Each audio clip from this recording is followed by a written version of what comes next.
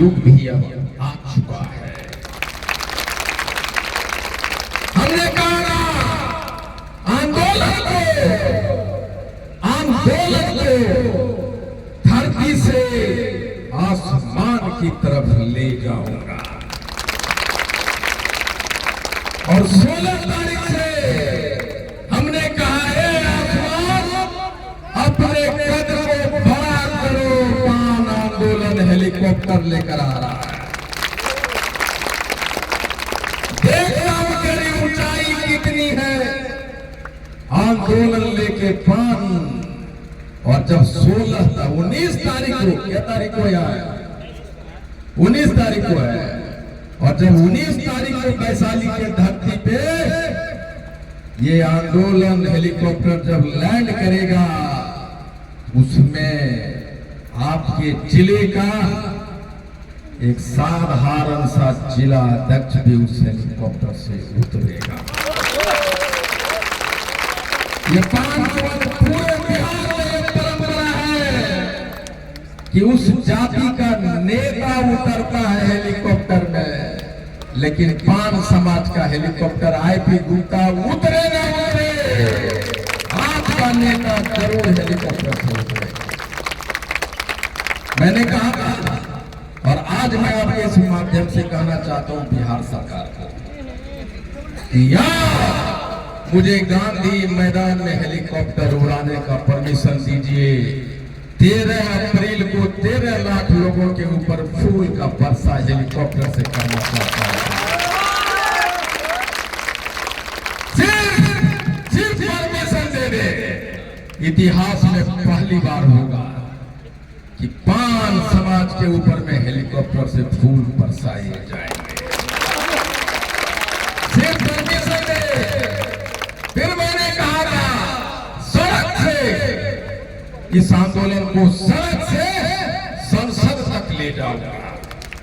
मैंने कहा था, कैसे कहा कि 80 लाख वोट, 80 लाख आबादी, 60 लाख वोट, 60 लाख वोट का मतलब 100 MLA पैदा करने की क्षमता होना। हमने पैदा किया 100, लेकिन हम ढूंढते रहे कि 100 MLA जो पान समाज के वोट से बनता है, उसमें तांती तत्वा किधर है, ढूंढता रहा। तो हमने कहा कि जब जब आंदोलन हुआ है, जेपी का आंदोलन हुआ, तो नीतीश कुमार जी, लालू यादव जी, शरद यादव, मुलायम सिंह, जॉर्ज फर्नांडिस जैसे नेता पैदा हुआ। अन्ना आंदोलन हुआ तो केजरीवाल की टीम पैदा हुआ। अब पान आंदोलन हो रहा है, 100 नेता पैदा होगा पूरे बिहार में। जब आंदोलन हुआ है तब नेता पैदा हुआ है। और इस आंदोलन के बाद 10 से 20 सीट पे विधानसभा का चुनाव लड़ेंगे हम लोग। वो भी गठबंधन के साथ लड़ेंगे, चाहे गठबंधन जो करे।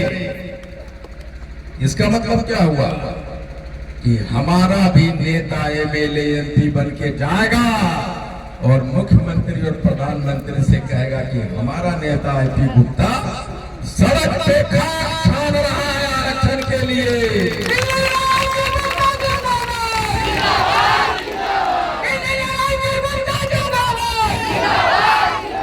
वो सड़कों को रोक रहा है।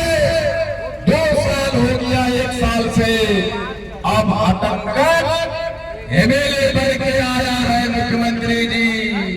हमारा नेता भूखा प्यासा है, कभी खाना खाकर आया है, MLA बनकर आया। तुम्हारे बेट को रोकूंगा और सड़क की लड़ाई संसद तक लेकर आऊंगा। MLA बनाऊंगा, MP बनाऊंगा।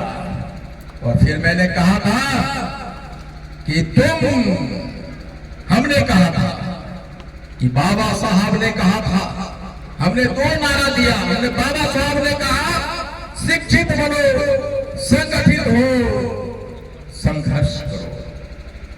हमने बाबा साहब से कहा, बाबा साहब 78 बरस हो गया आपके नारा का, हमारा समाज कहीं के कहीं है, हम शिक्षित नहीं हो सके, लेकिन गर्व की बात है आज भारत में, बिहार में सबसे तेज गति से शिक्षित होने वाला जात हम हैं। पान समाज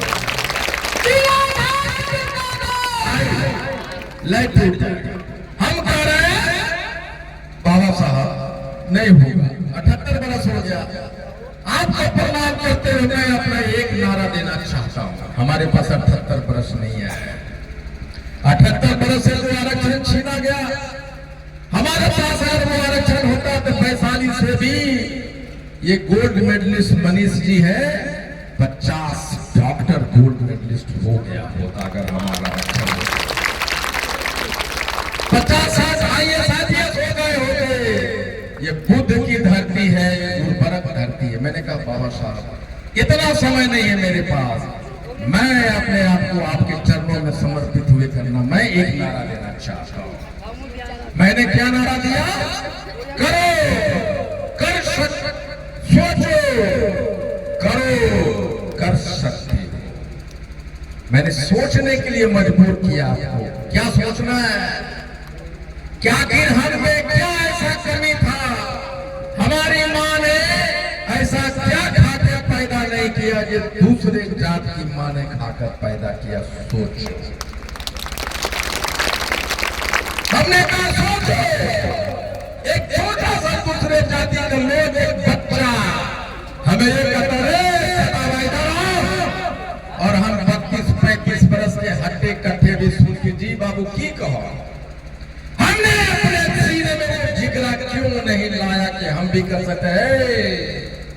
तुम हमको तत्वा कैसे कह दिया? सोचो क्यों नहीं आया? हमने क्यों नहीं कहा कि गर्व से क्यों नहीं कहा कि हम भी तत्वा है? सोचो क्यों नहीं कहा? हमने कहा सोचो कि कांग्रेस, राजद, भाजपा, जदयू सबने हमारा अधिकार छीना, क्यों छीना? सोचो।